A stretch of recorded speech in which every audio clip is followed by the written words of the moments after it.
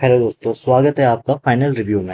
अगर आप भी यूके पीएससी और यूके ट्रिपल एससी की तैयारी बिल्कुल जीरो से शुरू कर रहे हैं तो अगले 180 दिन आपके लिए सबसे महत्वपूर्ण होने वाले हैं। आज है हमारा डे 1 और आज हम कवर करेंगे ज्योग्राफी का बहुत ही इंपॉर्टेंट टॉपिक जो कि है the universe and the solar system. तो चलिए बिना वक्त गवाए सीधे क्लास शुरू करते हैं। तो दोस्तों, आज की वीडियो में हम ब्रह्मांड यानी कि कॉस्मोस इसके पूरे चैप्टर को डिटेल में कवर करेंगे। ये यहाँ पे इसके सारे टॉपिक हमने लिख दिए हैं इंट्रोडक्शन में। यहाँ पे पृथ्वी की गतियों से रिलेटेड भी हम पूरी यहाँ पे डिटेल देखने वाले हैं। दोस्तों, यहाँ पे जब इंसान के दिमाग में पूरे विश्व का एक क्रमबद्ध नक्शा उभरा तो उसने ब्रह्मांड नाम दिया। इस टॉपिक को बेहतर ढंग से समझने के लिए हमने एनसीईआरटी और मानक पुस्तकों के जैसे प्रमाणिक स्रोतों से यहाँ पे मदद ली है ताकि आपके एग्जाम के लिए एकदम सटीक फैक्ट्स यहाँ पे मिल सके। तो चलिए सबसे पहले स्टार्ट करते हैं इसकी शुरुआती अवधारणाओं से, जिसमें सबसे पहला जो कॉन्सेप्ट है वो है जियोसेंट्रिक कॉन्सेप्ट है, जियोसेंट्रिक मॉडल। यहाँ पे मिस्र यूनानी परंपरा के क्लाडियस टोल्मी जो कि 140 ईस्वी पूर्व है, यहाँ पे सबसे पहले इसका जो रेगुलर स्टडी करके इसको जियोसेंट्रिक मॉडल के रूप में प्रतिपादन इसका किया था। इस प्राचीन थ्योरी के अनुसार संपूर्ण ब्रह्मांड एक इस पृथ्वी क्या है संपूर्ण ब्रह्मांड के केंद्र में थी और सूर्य और जो अन्य ग्रह के चारों ओर इसका चक्कर लगा रहे थे। लेकिन ये जो धारणा थी, कॉन्सेप्ट था, ये सदियों तक बनी रही। लेकिन इसके बाद साल 1543 ईस्वी में एक बड़ा क्रांतिकारी बदलाव आया जब कॉपरनिकस ने, ठीक है, निकोलस कॉपरनिकस ने हेलियोसेंट्रिक अवधारणा का यहाँ पे अपना पेश किया। उन्होंने साफ तौर पे बताया कि ब्रह्मांड के केंद्र में पृथ्वी नहीं है बल्कि सूर्य है। यहाँ पे केंद्र में सूर्य है। ये हमारे हालांकि उनकी ये स्टडी सिर्फ और सौर परिवार यानी हमारे सोलर सिस्टम तक ही सीमित थी, पर इसने आगे रिसर्च का रास्ता यहाँ पे पूरी तरह से बदल दिया। दोस्तों, अब यहाँ पर एक बात और गौर करने वाली है कि समय के साथ वैज्ञानिकों ने दूरबीन की यहाँ पे मदद से अंतरिक्ष को और गहराई से देखना शुरू किया। साल 1805 में ब्रिटेन के खगोल शास्त्री थे हर्शेल। उन्होंने दूरबीन से अंतरिक्ष का अध्ययन करके ये बताया कि हमारा जो पूरा सौरमंडल है हमारी आकाश गंगा का एक छोटा सा मात्र अंश है। इसके बाद साल 1925 में अमेरिका के खगोल शास्त्री थे एडविन पी हबल। इन्होंने बिल्कुल क्लियर कर दिया कि हमें जो दिखाई देने वाले ब्रह्मांड है इसका व्यास क्या है, 250 करोड़ वर्ष है। इसके अंदर हमारी अपनी गैलेक्सी की तरह ही लाखों आकाशगंगाएं मौजूद हैं। तो आप देख सकते हैं कि कैसे हमारी समझ लगातार यहाँ पे बदलती गई। अब अगर हम ब्रह्मांड की उत्पत्ति से जुड़े इंपोर्टेंट सिद्धांतों की बात करें तो इसके लिए मुख्य रूप से 3 सिद्धांत दिए गए हैं, जिसमें पहला है जॉर्ज लेमेंटर का बिग बैंग सिद्धांत, दूसरा थॉमस गोल्ड और हरमन बार्डी का साम्यावस्था का सिद्धांत और तीसरा है डॉक्टर एलन संडेज का दोलन का सिद्धांत। जो कॉम्पिटेटिव एग्जाम है इसके लिहाज से ये तीनों नाम क्या है, उनके प्रतिपादक बहुत ही ज्यादा यहाँ पे इंपोर्टेंट है। तो चलिए अब हम उस थ्योरी को समझते हैं जिसे आज पूरी दुनिया में सबसे प्रामाणिक यहाँ पे माना जाता है, यानी कि बिग बैंग का सिद्धांत, द बिग बैंग थ्योरी। और इस सिद्धांत का प्रतिपादन बेल्जियम के खगोल शास्त्री और पादरी रहे जॉर्ज लेमेंटर ने 1960-70 के दशक में इस सबसे प्रमाणिक सिद्धांत को दुनिया के सामने रखा। उनकी थ्योरी के अनुसार आज से लगभग 15 अरब वर्ष पहले पूरा ब्रह्मांड है, ये पहले क्या था, एक विशालकाय और भारी पदार्थों से बना हुआ अग्निपिंड था। फिर इसमें एक भयंकर ब्रह्मांडीय विस्फोट हुआ जिसे हम बिग बैंग कहते हैं।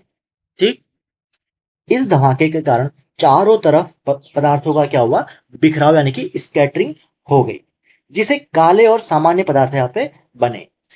इनके आसपास आपस में इकट्ठा होने से लगभग क्या हुआ, ब्रह्मांडीय पिंडों यहाँ पे सृजन हुआ और धीरे धीरे इनके चारों तरफ और भी सामान्य पदार्थ यहाँ पे जमते गए, जिनसे इनका आकार इतना बड़ा होता गया और इस तरह हमारी आकाशगंगा यहाँ पे पड़ी।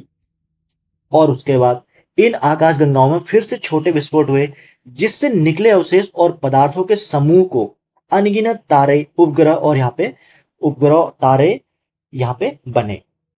इस घटना के बाद ब्रह्मांड लगातार यहाँ पे फैलता जा रहा है, जिसका सबसे बड़ा सबूत क्या है? आकाश गंगाओं के बीच लगातार यहाँ पे बढ़ती दूरी को माना जाता है। अब दोस्तों कहानी में एक बहुत ही दिलचस्प मोड़ आता है। ब्रह्मांड के इसी गहरे रहस्य को लैब में समझने के लिए European centre for nuclear research यानी कि सर्न, इसने 30 मार्च 2010 को जेनेवा में जमीन से 100 फीट नीचे 27 किलोमीटर लंबी सुरंग में यह महाप्रयोग किया। इस सुरंग के नीचे लार्ज हैड्रॉन, यहाँ पे यह है लार्ज हैड्रॉन कोलाइडर नामक एक ऐतिहासिक महाप्रयोग यहाँ पे किया, जिसमें दुनिया भर के 1000 से भी ज्यादा वैज्ञानिक यहाँ पे शामिल हुए थे। इस प्रयोग में उन्होंने प्रोटॉन बीमों को लगभग प्रकाश की गति से आपस में टकराया, ताकि 15 अरब वर्ष पहले जो बिग बैंग घटना हुई थी उसको यहाँ पे दोबारा से रिक्रिएट किया जा सके।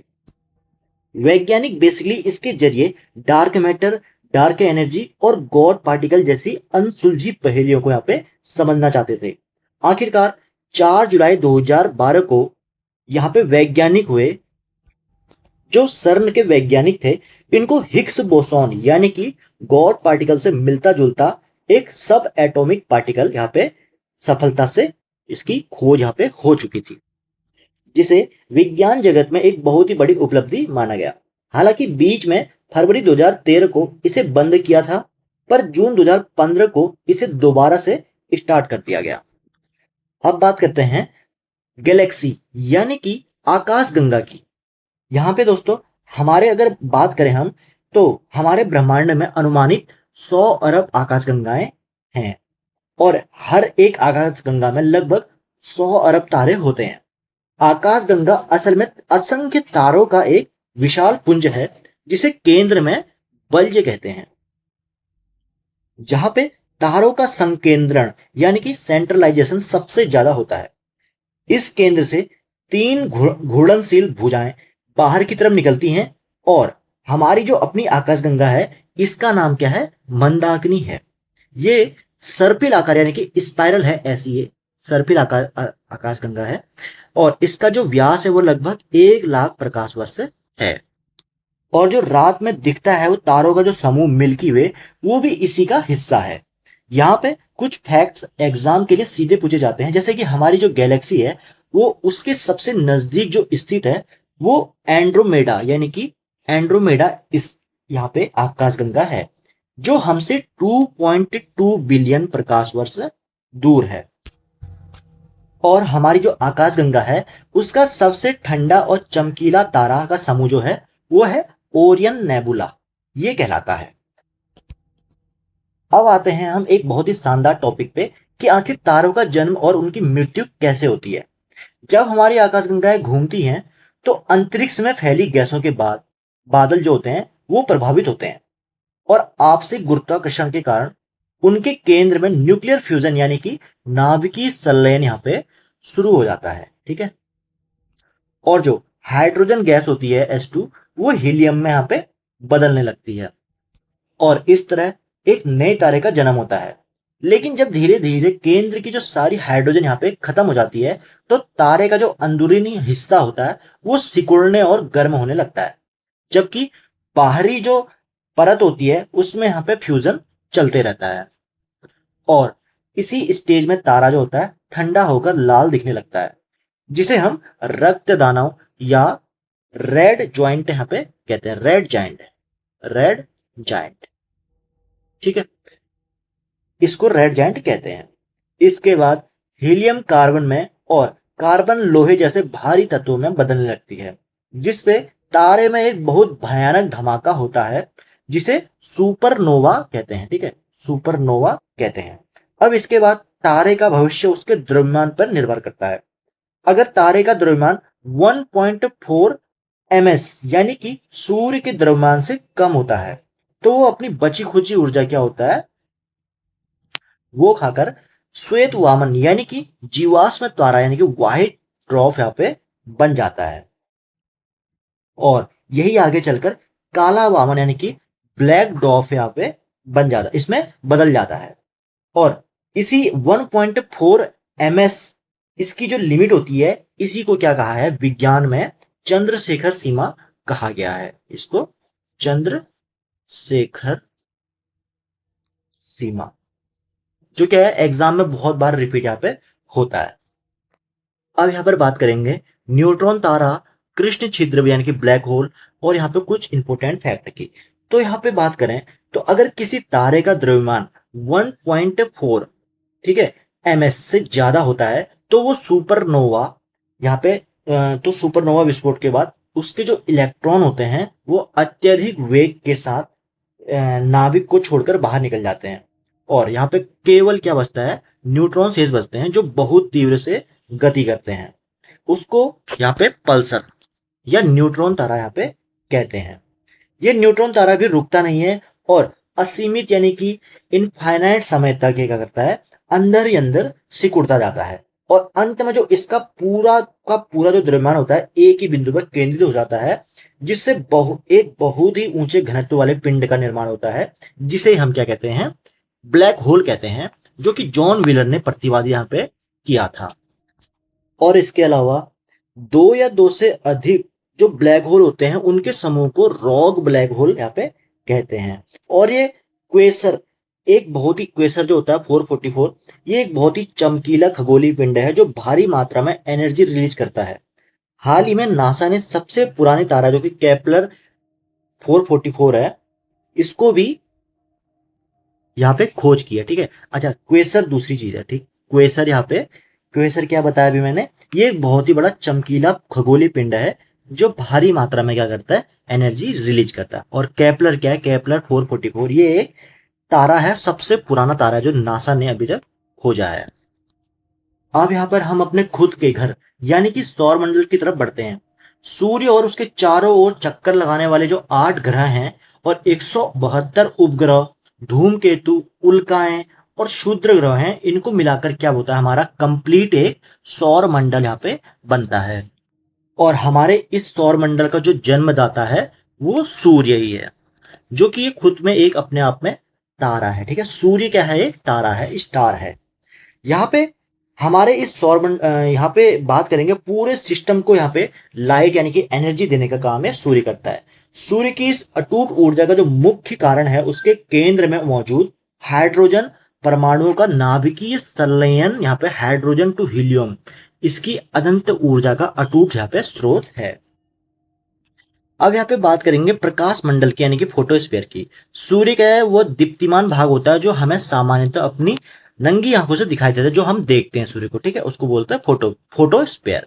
इसका टेम्परेचर लगभग 6000 डिग्री सेंटीग्रेड होता है। अब कोरोना की बात करें तो ये सूर्य का सबसे बाहरी भाग होता है जो केवल पूर्ण सूर्य ग्रहण के समय हमें एक चमकदार मुकुट या वलय की तरह पे दिखाई देता है। यहाँ पे जैसे सन है और सन के ठीक ऊपर पे यहाँ पे चंद्रमा लग जाता है, तो यहाँ पे डायरेक्ट हम सन को देख नहीं सकते, लेकिन जो यहाँ पे इसके बाद वो बनता है व्हाइट सा, इसके चारों तरफ ऐसे करके व्हाइट सा हल्का सा, इसको बोलते हैं कोरोना। और यहाँ पे बात करेंगे सौर ज्वाला और अरोरा की। यहाँ पे प्रकाश मंडल यानी कि फोटोस्फीयर से, जब सूर्य का जो फोटोस्फीयर होता है उससे उठने वाला जो परमाणुओं का भीषण तूफान जब पृथ्वी के चुंबकीय प्रभाव से यहाँ पे टकराता है तो उससे क्या है ध्रुवों पर रंगीन रोशनी यहाँ पे पैदा होती है, और जिसे उत्तरी ध्रुव में अरोरा बोरियालिसिस कहते हैं और दक्षिण ध्रुव में अरोरा ऑस्ट्रेलिस कहते हैं। तो आपको याद क्या करना है, यहाँ आपको याद करना है कि अरोरा बोरियोलिस कहाँ पर होता है और ऑस्ट्रेलिस कहाँ पर होता है। तो जाहिर सी बात है यहाँ पे जो ऑस्ट्रेलिस है ये जो हमारी अर्थ है, यहाँ पे ग्लोब है, इसके 2 भाग हैं। ठीक है, एक है नॉर्थ, एक है साउथ। अब साउथ में यहाँ पे एक महाद्वीप है ऑस्ट्रेलिया महाद्वीप। ठीक है, ऑस्ट्रेलिया। तो आप ऐसे इसी से याद कर सकते हैं कि जो ऑस्ट्रेलिस है ये दक्षिणी ध्रुव पे होता है यानी कि साउथ पोल पे होता है, और जो बोरियालिस है वो नॉर्थ पोल पर होता है। बात करेंगे इसके बाद सौर कलंक की यानी कि सन स्पॉट साइकिल। यहाँ पे जहां से सौर ज्वाला निकलती है वहां कम तापमान यानी कि 1500 डिग्री सेंटीग्रेड के काले धब्बे यहाँ पे बन जाते हैं, जिन्हें सौर कलंक कहते हैं। इसका चुंबकीय विकिरण पृथ्वी के वायरलेस कम्युनिकेशन को बाधित करता है। ये चक्र 11 वर्षों का होता है। इसके बाद देखें यहाँ पे आदित्य मिशन L1, ठीक है, ये भारत का गौरव है क्योंकि भारतीय अनुसंधान अंतरिक्ष अनुसंधान संगठन यानी कि इसरो द्वारा सूर्य के कोरोना, सौर लपटों और चुंबकीय तूफानों के गहन अध्ययन के लिए विशेष सोलर कोरोनाग्राफी उपकरणों से लैस यह उपग्रह तैयार किया गया है। अब आपका काम क्या होगा, यहाँ पे आप इंटरनेट में जाइए और सर्च करना आदित्य L1, ठीक है। यहाँ पे सूर्य का ये क्या है, मिशन है, सन का मिशन है। तो इसके बारे में आपको जितने फैक्ट मिलते हैं वो सारे फैक्ट आपको इसी क्लास में नोट डाउन कर लेने हैं। अब यहाँ पे सूर्य से जुड़े हुए कुछ विशिष्ट आंकड़े भी देख लेते हैं, जिसमें जो इंपॉर्टेंट है वही हम डिस्कस करेंगे, बाकी हमें ज्यादा डिस्कस करना नहीं। जैसे सूर्य से पृथ्वी की दूरी न्यूनतम कितनी है, 14.70 करोड़, ठीक है। ये इंपॉर्टेंट नहीं होती है, आज के जो एग्जाम ट्रेंड रहते हैं लगभग उनमें इंपॉर्टेंट नहीं होती है, डायरेक्ट नहीं पूछता कोई भी। यहाँ पे बात करेंगे तापमान की, तो टेम्परेचर 6000 डिग्री सेल्सियस लगभग केंद्र में कितना रहता है, 15 मिलियन डिग्री सेल्सियस रहता है, तो केंद्र में ज्यादा रहता है। और प्रकाश की गति व सीमा की बात करें तो 8 मिनट 20 सेकंड यहाँ पे आप ये याद कर सकते हैं, जो क्या होता है, पृथ्वी तक धूप को पहुंचने में लगने वाला सटीक समय है 8 मिनट 20 सेकंड। इसके अलावा इस स्लाइड में कोई भी ज्यादा इंपोर्टेंट नहीं है, फिर भी आप देख सकते हैं। इसके बाद बात करेंगे हम ग्रहों का वर्गीकरण और बुध ग्रह। तो यहाँ पे जो ग्रह होते हैं उनको दो कैटेगरी में बांटा गया है। एक होते हैं इनर प्लेनेट और एक होते हैं आउटर प्लेनेट, यानी कि आंतरिक या टेरिस्ट्रेलियल ग्रह और बाह्य या जोवियन ग्रह, ठीक है। यहाँ पे जो आंतरिक ग्रह हैं वो 4 हैं। पहला है बुध, शुक्र, पृथ्वी, मंगल। अच्छा, ये जो फॉन्ट हो गए, आज थोड़ा सा इनका साइज थोड़ा छोटा है, आज एडजस्ट कर लेना, कल से इनको मैं साइज इनका ठीक कर दूंगा, ठीक है। और जो बाह्य ग्रह हैं वो है बृहस्पति, शनि, अरुण और वरुण, यानी कि 4 ग्रह आंतरिक हैं, 4 ग्रह बाह्य हैं। अब जो आंतरिक ग्रह हैं ये सूर्य के अत्यंत निकट होते हैं। इनका जो निर्माण है वो भारी पदार्थ जैसे कि चट्टान और धातुओं से बना हुआ होता है। इनके घनत्व सबसे अधिक, मतलब कि इनके घनत्व अधिक होते हैं। जो कि बाह्य ग्रह होते हैं ये आकाश में अत्यधिक विशाल होते हैं, लेकिन इनका जो निर्माण होता है वो हल्की गैसों और बर्फ जैसे कम सघन वाले पदार्थ, यानी कि जो डेंसिटी उनकी कम होती है उनसे मिलके बना होता है, उनके पदार्थों से डेंसिटी इनकी कम होती है। अब सबसे पहले जो ग्रह की बात करें तो वो है बुध ग्रह, ठीक है। तो बुध ग्रह की बात करेंगे तो इसका जो परिक्रमण काल है, यानी कि अब देखो यहाँ पे दो फैक्ट होते हैं, दो यहाँ पे कीवर्ड होते हैं, परिक्रमण काल, ठीक है, और एक होता है परिभ्रमण काल, ठीक है। तो इन दोनों चीजों को समझना है। परिक्रमण की बात करें तो यहाँ पे परिक्रमण का है शब्द मीनिंग परिक्रमा करने से। मान लो ये मंदिर है, टेम्पल है, ठीक है, ये टेम्पल है। अब हम इसकी जब परिक्रमा करने को बोलेंगे तो ये क्या है, मंदिर के हम चारों तरफ परिक्रमा करेंगे, ठीक, यानी कि घूमेंगे। तो कहते हैं ना पंडित जी परिक्रमा करो मंदिर की, तो हम क्या करते हैं, मंदिर के चारों ओर घूमते हैं। यहाँ पे भी वही कॉन्सेप्ट है। यहाँ पे सन यहाँ पे बीच में है, और जो इसके ये यहाँ पे जो ये है ना, क्या बोलते हैं इनको, ग्रह, सैटेलाइट, ये ग्रह जो भी होता है, तो इनको क्या बोलते हैं, अब ये क्या कर रहे हैं, इनकी परिक्रमा कर रहे हैं, ठीक है। सूर्य की, किसकी कर रहे हैं, सूर्य की परिक्रमा कर रहे हैं। तो एक तो ये तो हो गया परिक्रमण काल, और एक होता है परिभ्रमण काल, यानी कि ये अपने ही एक्सेस पर, जैसे अर्थ का एक्सेस है ना, वो खुद भी तो गोल गोल घूम रही है अपने एक्सेस पे, यानी कि वो सन की नहीं, अपने ही एक्सेस पे गोल गोल घूम रही है, तो उसको बोलते हैं परिभ्रमण काल, ठीक है। तो यहां पर वही बात हुई है। परिक्रमण काल क्या है इसका, मात्र 88 दिन का है लगभग। यहाँ पे ये क्या करता है, सूर्य का चक्कर 88 दिन में लगा देता है बुध ग्रह, क्योंकि ये सबसे नजदीक है। देखो यहाँ पे ये आ गया आपका सन, ठीक है, रेड से लगा देते हैं सन। उसके बाद आ गया सबसे पहला ग्रह है बुध। वैसे सीरीज से लिखे हैं बुध शुक्र पृथ्वी मंगल, बुध शुक्र पृथ्वी मंगल। फिर उसके बाद आता है बृहस्पति, बृहस्पति अरुण, बृहस्पति के बाद आता है शनि, शनि, फिर अरुण और वरुण। ठीक है, तो यहाँ पे सबसे पहले हमने बात करी बुध की, जो कि हमने देख लिया मात्र 88 दिन का इसका परिक्रमण काल है। ताप की बात करें तो ये वायुमंडल में, यहाँ वायुमंडल नहीं है, ठीक है, बुध ग्रह में वायुमंडल ना होने के कारण दिन तो अत्यधिक गर्म होते हैं और रातें क्या होती है, अत्यधिक ठंडी यानी कि बर्फीली होती है। ताप का जो अंतर है यानी कि दिन का और रात का, डे नाइट का तापमान का जो अंतर है, डिफरेंस है, वो सबसे ज्यादा यही है। दिन में तो सबसे ज्यादा गर्म हो रहा है, रात में सबसे ज्यादा ठंडा हो रहा है, यानी कि इसका दिन और रात का टेम्परेचर का डिफरेंस जो है 560 डिग्री सेल्सियस यहाँ पे पहुंच जाता है। और उपग्रह की बात करें तो इसका कोई भी उपग्रह नहीं है। नासा का जो प्रसिद्ध मैसेंजर यान है, इसकी खोज के लिए यहाँ पे भेजा गया था। अब बात करेंगे शुक्र की और हमारी पृथ्वी की। तो सबसे पहले देखेंगे शुक्र ग्रह की। तो इसको भोर का तारा या सांझ का तारा कहा जाता है। यहाँ पे आसमान में सूर्य और चंद्रमा के बाद सबसे जो चमकीला ग्रह है वो क्या है, शुक्र है। पृथ्वी के सबसे नजदीक स्थिति होने के कारण इसको पृथ्वी की जुड़वा बहन भी कहा जाता है। अब प्रेशर कुकर की स्थिति की बात करें तो यहाँ पे क्या है ना, शुक्र के वायुमंडल में 90 से 95% तक कार्बन डाइऑक्साइड यानी कि CO2 गैस है, जो क्या है, भीषण ग्रीन हाउस गैस का उत्पन्न यहाँ पे करती है, इसलिए इसको कोई भी उपग्रह यहाँ पे नहीं है। हमारी पृथ्वी की बात करें तो ये एकमात्र यहाँ पे जीवंत ग्रह है जहाँ पे जीवन पाया जाता है। आकार में 5th नंबर का सबसे बड़ा ग्रह है। देखो दोस्तों, यहाँ पे ऐसा नहीं है कि सभी चीज पढ़ना है आपको, ठीक है ना, और जो भी चीज पढ़ना है वो इम्पोर्टेंट एग्जाम के एग्जाम के रिलेटेड ही पढ़ना है। तो यहाँ पे जो भी क्वेश्चन, यहाँ पे जो भी टॉपिक, यहाँ पे जो भी फैक्ट कराया जाएगा वो एग्जाम को हमें बेस बनाते हुए कराया जाएगा। ठीक है, यहाँ पे आपको किसी भी चैप्टर में या किसी भी टॉपिक में यहाँ पे PhD नहीं करनी है। तो यहाँ पे जो भी इंपॉर्टेंट फैक्ट है, जो आपको नहीं पता चल रहा है, नया पता चल रहा है या आपको नहीं आता है, तो उसको आपको नोट डाउन करना है। बाकी तो ये बेसिक लेवल का ही है, बेसिक से स्टार्ट किया है तो एडवांस तक यहाँ पे चलेगा। ठीक, तो यहाँ पे बात करेंगे पांचवा सबसे बड़ा ग्रह है, 5वें नंबर का, और ये अपने अक्ष पर 23.5 डिग्री झुकी हुई है, जिसे ऋतु परिवर्तन यहाँ पे होता है। जैसे आजकल गर्मी हो रही है, फिर उसके बाद बरसात आ जाएगी, फिर उसके बाद ठंडा जाएगी, फिर उसके बाद फिर से ऐसे साइकिल बनते रहता है। अब तो क्वेश्चन ऐसा आ जाएगा कि ये क्यों होता है, ऋतु परिवर्तन क्यों होता है? क्योंकि होता है क्योंकि 23.5 डिग्री ये झुकी हुई है अपने एक्सेस पर।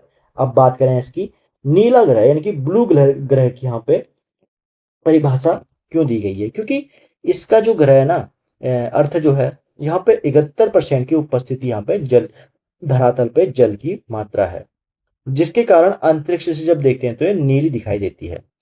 अब बात करेंगे पृथ्वी से जुड़े महत्वपूर्ण आंकड़े, जिसमें ध्रुवीय और भूमध्य व्यास की हम बात करें तो इतना है। अगर कोई रटना चाहता है इसको तो रट सकता है स्टैटिक जीके के पॉइंट ऑफ व्यू से, लेकिन मैं तो यहाँ पे कहूंगा नहीं कि इसको रटने की कोई जरूरत है, क्योंकि ऐसे फैक्ट अब आना एग्जाम में बंद हो गए हैं। बात करें औसत व्यास की, घनत्व की, तो यहाँ पे 5.52 ग्राम पर सेंटीमीटर क्यूब यहाँ पर इसका औसत घनत्व है, पानी के सापेक्ष से ये लगभग। यहाँ पे बात करेंगे इसके भौगोलिक संदर्भ की, तो दोनों व्यासों के बीच मात्र 42 किलोमीटर का अंतर है, इसके और इसके व्यास के अंतर के बीच। और यहाँ पे सभी सौरमंडलीय ग्रहों की बात करें तो पृथ्वी के घनत्व यहाँ पे सबसे अधिक होता है, ये बात आपको ध्यान रखनी है। जल और थल का वितरण की बात करें तो 71% यहाँ पे जलमंडल है और 29% यहाँ पे थल यानी कि भूमि है। यहाँ पे बात करें उत्तरी गोलार्ध में थल और दक्षिणी गोलार्ध में जल की अधिकता यहाँ पे पाई जाती है। इसी क्रम में सर्वोच्च ऊंचाई और सबसे गहरे स्थान की बात करें तो माउंट एवरेस्ट जो कि है 8,848 मीटर सबसे ऊंचाई पर स्थित है पृथ्वी में, और जो सबसे गहराई में है वो है मारियाना ट्रेंच, जो कि 11,033 मीटर की गहराई पे है। मैरियाना गर्त जो है, ट्रेंच जो है, वो प्रशांत महासागर में स्थित है, सबसे गहरा बिंदु ये माना जाता है पूरी पृथ्वी का। अनुमानित आयु की बात करें तो 4.6 बिलियन वर्ष है, लगभग 460 करोड़ इसकी अनुमानित आयु है। बात करेंगे इसकी जो गणना है आयु की, वो रेडियोमेट्रिक डेटिंग विधियों से की गई है।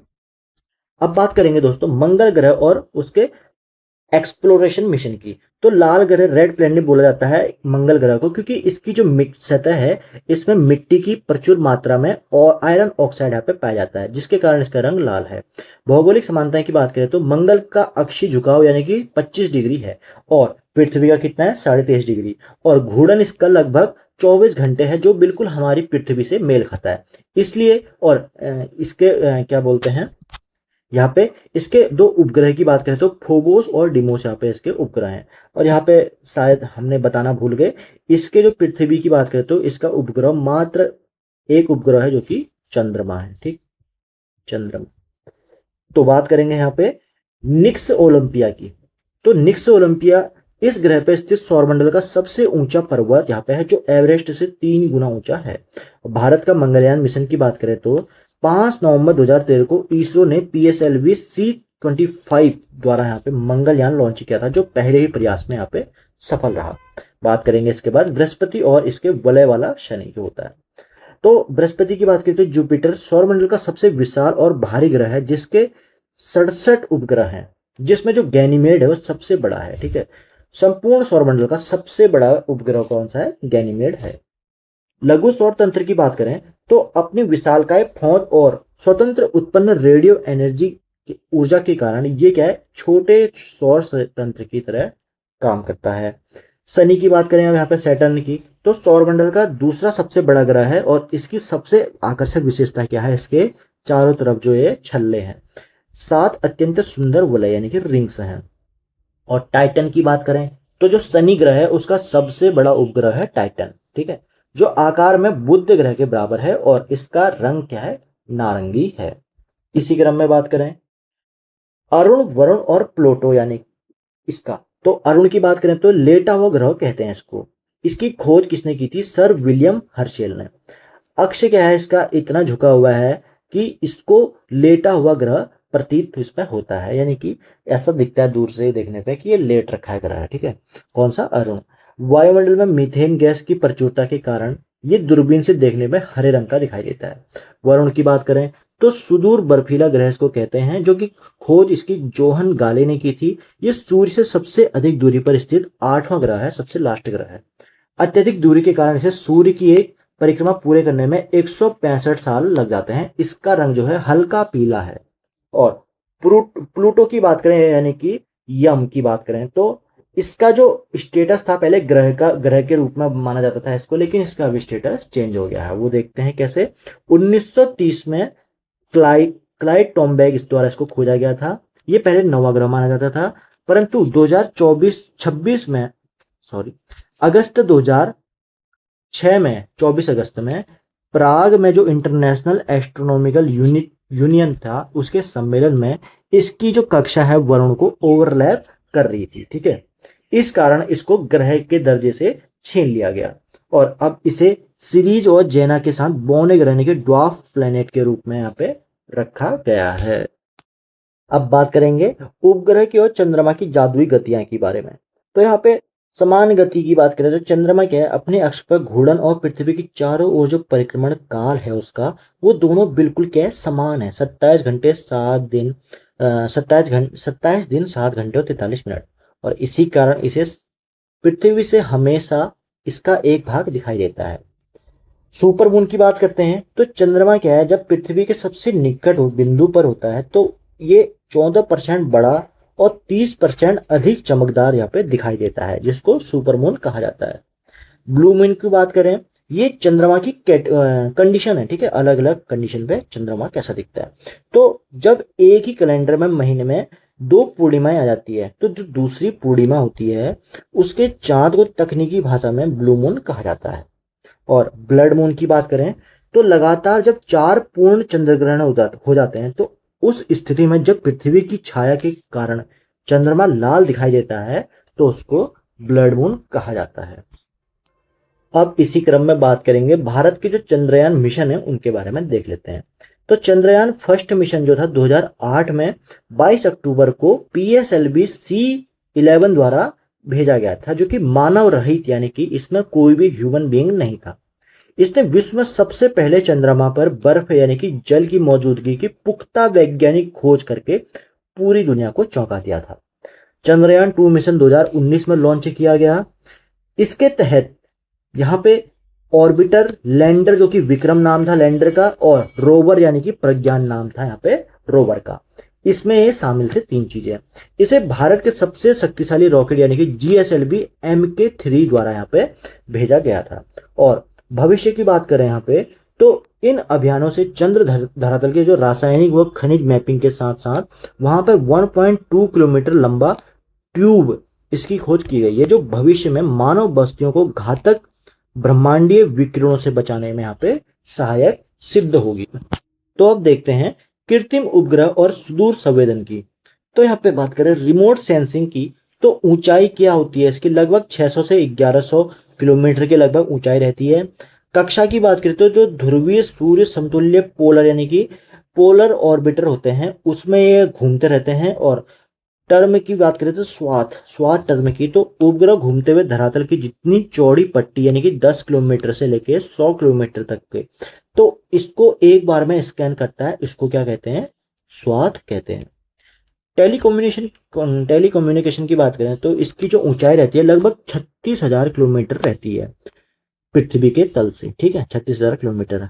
कक्षा की बात करें तो जियो स्टेशनरी ऑर्बिटर में यहाँ पे कक्षा में ये रहती है। और विशेषता क्या है, पृथ्वी की गति से मैच करने के कारण ये हमेशा स्थिर दिखाई देते हैं। और संपूर्ण पृथ्वी को सिग्नल से कवर करने के लिए न्यूनतम 3 भूस्थैनिक उपग्रहों की आवश्यकता यहाँ पे होती है। कहने का मतलब है जो टेलीकम्युनिकेशन सैटेलाइट होती हैं, यहाँ पे देखो ये हमारी अर्थ है, अर्थ में यहाँ पे हमारा क्या है, इंडिया है। तो जो इंडिया की सैटेलाइट होगी ना वो हमेशा इंडिया के ऊपर ही घूमेगी। अब जैसे जैसे इंडिया घूमेगा ऐसे करके, मतलब कि अपने एक्सिस पे जब अर्थ घूमती है तो इंडिया जैसे इधर को घूम रहा है तो वो सैटेलाइट भी क्या है, साथ साथ ही जाती है। यानी कि हमेशा जो इंडिया की जिस कंट्री की सैटेलाइट होगी वो उस कंट्री के ऊपर ही उड़ती है, क्योंकि उसकी जो घूमने की स्पीड होती है वो पृथ्वी के घूमने की स्पीड के बराबर रखी जाती है। अब यहाँ पे बात करेंगे एस्ट्रोसैट और मीटियर्स की। तो भारत की जो सबसे पहली एस्ट्रोसैट यानी कि समर्पित मल्टी वेवेल्थ अंतरिक्ष वेधशाला यानी कि स्पेस ऑब्जर्वेटरी है, वो पृथ्वी से 650 किलोमीटर की ऊंचाई पर रहकर सुदूर आकाशीय पिंडों पर उच्च स्तरीय शोध कार्य यहाँ पे कर रही है एस्ट्रोसैट। उल्कास्म की बात करें यानी कि मीटियोर्स की, तो जो धूल के कण होते हैं, गैस के कण होते हैं, जो पृथ्वी के गुरुत्वाकर्षण से खींचकर वायुमंडल में आ जाते हैं। वायु क्या है, उसके घर्षण से जलकर वे एक चमकदार रेखा बनाते हैं, ठीक है। आपने देखा होगा अर्थ में रात के टाइम पे जब ऐसे करके गिरता है एक चमकदार, ठीक है, यानी कि चमकदार जो भी है, ये इसको बोलते हैं आम बोलचाल की भाषा में टूटा तारा बोलते हैं, ठीक है। रात में बचपन में आपने बहुत सुना होगा, आजकल तो खैर, तो इसको बोलते हैं मीटियोर्स यानी कि उल्कास्म, यानी कि उल्का जो पिंड होता है उसका। अब उल्का पिंड की बात करें तो ये कोई बड़ा उल्का पिंड वायुमंडल में पूरी तरह से जलने से बच जाता है और चट्टान के ठोस रूप में पृथ्वी के धरातल पर आकर गिरता है, तो उसे क्या कहते हैं, उल्का पिंड कहते हैं। ये भौगोलिक अध्ययन के लिए अत्यंत क्या होता है, उत्तम स्रोत यहाँ पे होता है। तो यहाँ पे अब बात करते हैं अर्थ की रोटेशन के बारे में, पृथ्वी का रोटेशन। तो यहाँ पे बात करें सबसे पहले तो जो रोटेशन होता है ना, यानी कि परिभ्रमण हिंदी में, ठीक है, वो सबसे पहले तो हम देखें ये कहां से कहां को होता है, तो ये होता है पश्चिम से पूर्व की ओर को होता है। अब देखो कैसे, यहां पे ये हमारी अर्थ है और यहां पे सन है, ठीक है।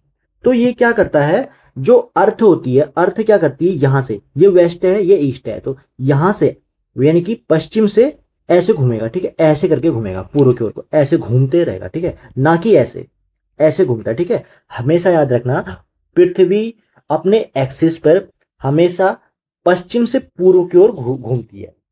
इसी कारण क्या होता है, सूर्यास्त और सूर्योदय जैसी घटनाएं होती है। बात करेंगे खगोलीय समय गणना में मुख्य अंतर की, तो नक्षत्र दिवस यानी कि जो साइडरियल डे होता है वो किसी निश्चित नक्षत्र के संदर्भ में घूर्णन काल यानी कि उसका रोटेशन होता है और इसकी अवधि लगभग 23 घंटे 56 मिनट होती है। और सोलर डे की बात करें, सौर दिवस की, तो सूर्य को स्थिर मानकर की जाने वाली जो गणना होती है पूरे 24 घंटे की होती है। अब यहाँ पर देखेंगे परिक्रमण यानी कि वार्षिक गति की, जो कि रिवोल्यूशन, मैंने बताया था ना मंदिर वाला कॉन्सेप्ट, उसको परिक्रमण काल कहते हैं यानी कि रिवोल्यूशन कहते हैं। तो ये अंडाकार मार्ग और कक्षीय चक्र में इसकी यहाँ पे रिवोल्ट करता रहता है। ठीक है, कक्षीय गति यानी कि अर्थ ऑर्बिट की बात करें तो अक्ष पर घूमने के साथ साथ पृथ्वी क्या सूर्य के चारों चक्कर लगाती है। देखो यहाँ पे सन है ना, ये यहाँ पर थी पहले, फिर उसके बाद यहाँ आई, फिर यहाँ आई, फिर यहाँ आई, फिर ऐसे, तो ऐसे गोल गोल घूमते रहती है।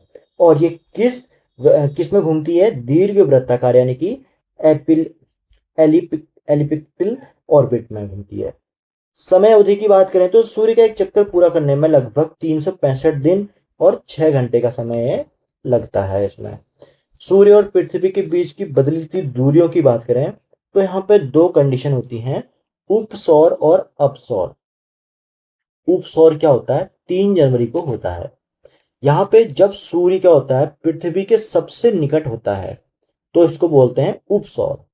और 4 जुलाई की बात करें तो जब पृथ्वी सूर्य से अधिकतम दूरी पर होती है तो इसको बोलते हैं अपसौर, यानी कि 4 जुलाई पर। अगला टॉपिक है दिन और रात की अवधि में परिवर्तन। यहाँ पे अक्षीय झुकाव का मुख्य प्रभाव की देखें तो पृथ्वी क्या है अपने धुरी पर, इसका जो 23.5 डिग्री झुका हुआ होता है, सूर्य की परिक्रमा करना है क्या है, दिन रात की लंबाई में अंतर यहाँ पे लाता है। ये झुकाव ना होता तो पृथ्वी क्या है सर्वत्र दिन रात हमेशा यहाँ पे बराबर होते, इक्वल होते। ठीक है, और ऋतु परिवर्तन भी यहाँ पे नहीं हो पाता। विषुवत रेखा की बात करें इक्वेटर की तो इक्वेटर हमेशा दिन रात यहाँ पे बराबर होते हैं क्योंकि ये सेंटर में होता है अर्थ के। ठीक है, यहाँ पे सर्कल ऑफ इल्यूमिनेशन यानी कि हमेशा 2 बराबर भागों में विभाजित करती है। मौसमी असमानता यहाँ पे 0 होती है, यानी कि यहाँ पे हमेशा एक जैसा मौसम आपको मिलेगा। जो यहाँ पे इक्वेटर होती है यानी कि भूमध्य रेखा होती है पूरे अर्थ में, और 23.5 डिग्री ऊपर होती है, 23.5 डिग्री नीचे। ठीक है, और ध्रुवों की बात करें तो यहाँ पे 6 महीने का दिन और 6 महीने की रात होती है। आपने सुना होगा यहाँ पे 21 मार्च से 23 सितंबर तक जब उत्तरी ध्रुव पर लगातार दिन रहता है तो इसके ठीक विपरीत 23 सितंबर से 21 मार्च तक दक्षिणी ध्रुव पर लगातार यहाँ पे 6 महीने यहाँ पे दिन रहता है। ठीक है, इनकी आपको डेट याद करनी जरूरी है। अब देखेंगे ऋतु परिवर्तन की 4 मुख्य अवस्थाएं, जिसमें पहला है 21 जून ग्रीष्म अयनात। ठीक है, कहने का मतलब है सूर्य क्या है कर्क रेखा पर लंबवत चमकता है। उत्तरी गोलार्ध में सबसे बड़ा दिन ग्रीष्म ऋतु होती है, जबकि दक्षिणी गोलार्ध में शीत ऋतु उस टाइम पे चल रही होती है। 22 दिसंबर की बात करें तो शीत ऋतु की बात करें तो ये सूर्य मकर रेखा पर सीधा चमकता है। ठीक है, अच्छा आपको ऐसे समझ में नहीं आएगा, यहाँ पे देखते हैं, बना देते हैं अर्थ को। ये अर्थ बना लिया हमने, उसके बाद ये बना लिया हमने इक्वेटर, भूमध्य रेखा, टेढ़ा बन गया थोड़ा सा, कोई नहीं, तो ये है भूमध्य रेखा। उसके बाद 23.5 डिग्री है कर्क रेखा, उसके बाद 23.5 डिग्री नीचे मकर रेखा। कर्क, भूमध्य, भूमध्य और मकर। ठीक है, ये 3 रेखाएं होती है, काल्पनिक रेखाएं हैं। यहाँ पे बात करेंगे जो 22 दिसंबर होता है वो सूर्य क्या है मकर रेखा पर सीधा चमकता है। अब यहाँ पे है ना सूर्य के, देखो ये सन है, जैसे अब सन क्या है नीचे आ गया और यहाँ पे मकर रेखा पर सीधा चमक रहा है, तो क्या है ऊपर तो कम धूप पड़ेगी और इसीलिए हमारे ठंडों महीने के दिसंबर के महीने में उत्तरी, हमारा क्योंकि है नॉर्थ यानी कि उत्तरी हेमिस्फीयर पे, यहाँ पर इस टाइप का हमारा अर्थ है इस लोकेशन पे, तो इसलिए क्या होता है उत्तरी गोलार्ध में इस समय शीत ऋतु होती है। अब 21 मार्च की बात करेंगे तो सूर्य क्या है सीधे विषुवत रेखा पर चमकता है, यानी कि विषुवत यानी कि भूमध्य रेखा पर। अब सन यहाँ पे चमक रहा है तो बराबर जा रहा है। ठीक है, यहाँ पर भी नीचे ऊपर भी बराबर जा रहा है और नीचे भी उसकी धूप बराबर जा रही है, तो इसलिए क्या होता है दिन और रात क्या होता है यहाँ पे बराबर होते हैं, और जिसे क्या कहते हैं विषुव कहते हैं, यानी कि इक्विनस कहते हैं। 22 सितंबर की बात है, 23 सितंबर की बात आए तो शरद ऋतु होती है यहाँ पे। तो यहाँ पे पुनः क्या होता है सूर्य विषुवत रेखा पर लंबवत होता है। ठीक है, यहाँ पे फिर से आ जाता है, यहाँ से घूमता रहता है ऐसे करके, और इसको क्या कहते हैं दिन और रात पूर्णतः यहाँ पे बराबर होते हैं 23 सितंबर को। अब इसी क्रम में देखें ज्वार भाटा। यहाँ पे दीर्घ ज्वार क्या होता है, भाटा क्या होता है, यहाँ पे पहले समझ लेते हैं। तो जब सूर्य पृथ्वी और चंद्रमा तीनों एक ही सीधी रेखा में होते हैं तो उनकी जो संयुक्त गुरुत्वाकर्षण शक्ति होती है वो क्या है सबसे ऊंचे ज्वार यहाँ पे उस टाइम पे यानी कि ज्वार आते हैं। ठीक है, ये स्थिति प्रत्येक पूर्णिमा यानी कि फुल मून और अमावस्या यानी कि न्यू मून को घटित होती है। इसी क्रम में लघु ज्वार की बात करें तो जब सूर्य पृथ्वी और चंद्रमा एक समकोण बनाते हैं तो क्या होता है दोनों पिंडों के जो आकर्षण बल एक दूसरे के विपरीत काम करते हैं, जिससे क्या निम्न या लघु ज्वार यहाँ पे देखने को मिलते हैं और ये प्रत्येक कृष्ण पक्ष और शुक्ल पक्ष की सप्तमी या अष्टमी की तिथि को आता है। महत्वपूर्ण तथ्य की बात करें तो पृथ्वी से बहुत दूर होने के कारण क्या है, सूर्य की तुलना में चंद्रमा का जो आकर्षण बल है वो दोगुना प्रभावशाली यहाँ पे होता है। तो यहाँ पे देखेंगे वैश्विक वितरण क्या है ज्वार भाटा का। यहाँ पे अपकेंद्री बल यानी कि सेंट्रीफ्यूगल फोर्स की बात करें तो पृथ्वी के घूर्णन को संतुलित करने के लिए विपरीत दिशा में ज्वार की स्थिति यहाँ पे उत्पन्न होती है। फंडी की खाड़ी जो कि कनाडा में है, विश्व का सबसे ऊंचा 15 से 18 मीटर का ज्वार यहाँ पे आता है और भारत में गुजरात के ओखा तट पर इसकी ऊंचाई लगभग क्या है, मात्र 2.7 मीटर होती है। साउथ साउथहैम्पटन यानी कि इंग्लैंड की बात करें तो दिन में यहाँ पे 4 बार ज्वार आते हैं जो कि इंग्लिश चैनल और उत्तरी सागर से अलग अलग समय पर तरंगों के आगमन से होते हैं। ज्वार भाटा के आर्थिक महत्व की बात करें तो बंदरगाहों के लिए सहायक होती है क्योंकि हुगली कोलकाता और टेम्स लंदन जैसी नदी पत्तनों पर क्या है, बड़े जलयानों का प्रवेश ज्वार के जल स्तर बढ़ने से ही संभव होता है। यानी कि जब ज्वार बढ़ता है ना तो यहाँ पे जैसे मान लो ये है तट समुद्र, ठीक है, समुद्र तट है, यहाँ पे जमीन है। अब यहाँ पे क्या है, पानी अभी कम है, तो पानी कम है तो यहाँ पे कैसे आएगा कोई जलयान जो है, यानी कि जो क्या है जलयान यानी कि जहाज कैसे आएगा। अब यहाँ पे जब पानी ज़्यादा बढ़ेगा यानी कि ज्वार आएगा तो जल स्तर बढ़ जाएगा, जल स्तर बढ़ेगा तो आराम से क्या होगा, यहाँ पे जो जहाज है जलयान है वो आराम से ज्वार पे प्रवेश कर जाएगा। प्रदूषण का निवारण भी है। तटीय कचरा भाटा के साथ साथ समुद्र में बह जाता है जिससे क्या मुहानों पर डेल्टा निर्माण यहाँ पे रुकता है। और ऊर्जा उत्पादन की बात करें तो यहाँ पे जापान, फ्रांस और भारत में जो भारत के खंपात की खाड़ी है और कच्छ की खाड़ी है, इसमें ज्वारी तरंगों से यहाँ पे बिजली यहाँ पे बनाई जाती है। अब दोस्तों लास्ट टॉपिक है सूर्य ग्रहण और चंद्र ग्रहण, जो कि अलाइनमेंट की बात करें तो अलाइनमेंट का ही एक काम है। यहाँ पे सूर्य, पृथ्वी और चंद्रमा जब एक सरल रेखा में आ जाते हैं, जो कि ये सूर्य हो गया, ये चंद्रमा हो गया और ये पृथ्वी हो गई, जब ये एक रेखा में आ जाते हैं तो इससे क्या होता है, सूर्य ग्रहण लगता है। ठीक है, यहाँ पे समझने वाली बात क्या है, देखो एक होता है चंद्र ग्रहण और एक होता है सूर्य ग्रहण। अब पहली बात हम करते हैं चंद्र ग्रहण की, चलो ऊपर लिखा है चंद्र ग्रहण तो चंद्र ग्रहण की बात कर लेते हैं।